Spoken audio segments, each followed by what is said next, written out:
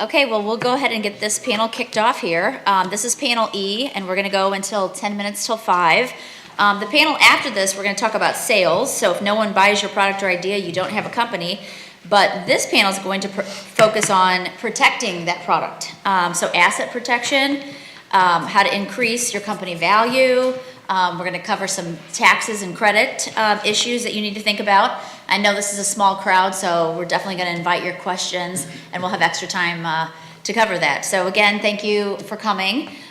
Just a quick introduction of names and the firms that these fine panelists represent. Thank you to Marie Carley with BDO, who is a partner there, and she's going to be our moderator this afternoon. Tara Neely with Pulcinelli.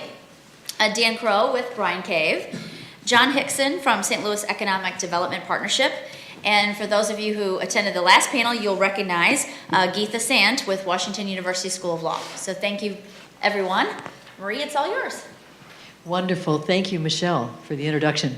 So just so everybody's clear, we are competing with exits in the other auditorium. So I think that's why. And you guys all get the gold star because I think you're all wanting to make sure you get it set up right. And the exit will come later down the road. So well done. You all get my award for the day. And thank you, panelists, for joining me today.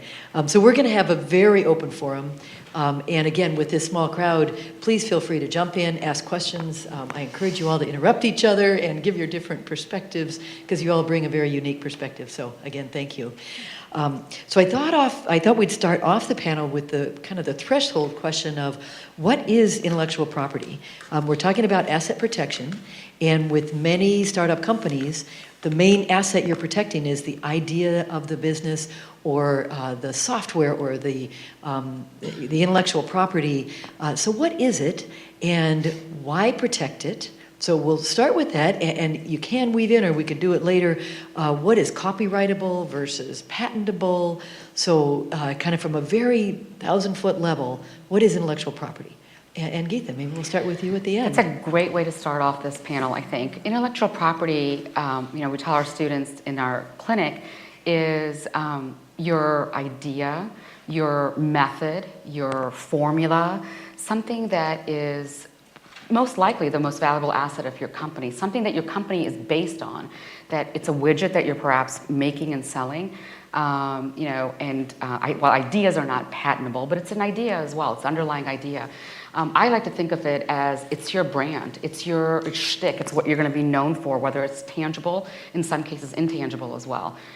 So mostly in kind of an intangible form of who you are and who your company is. Is that a fair way to say it? Sure. Yeah. 30,000-foot way to say it. Yeah, that's great. I mean, you have two patent attorneys up here, Tara and myself, but we come at it from different aspects. She has a biotechnology and a life science background.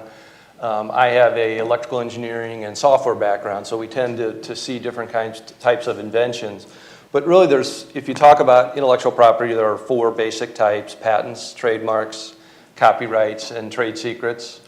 A patent is a negative right. In other words, if you come up with an idea and you file a patent application, you ultimately are awarded a patent, you have the ability to stop others, including your competitors, from practicing the same invention. So making the same product or performing the same process or using the same chemical formulation. So it doesn't give you the right to do anything. It's a negative right. It gives you the right to stop others.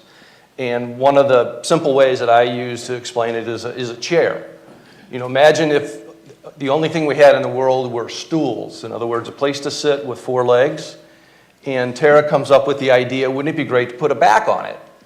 Well, and somebody has a patent on the stool. She can get a patent on the improved stool because it's a chair, but she actually can't make that because her chair has a place to sit and 4 legs. So that's what I mean by a negative right. It would give her the opportunity to prevent anybody else from making a chair, but she herself couldn't make the stool or the chair. Now, in the real world, you would solve that perhaps by both of the patentees agreeing to license each other. So that's kind of the basics of a patent right. I guess I'd expand a little bit on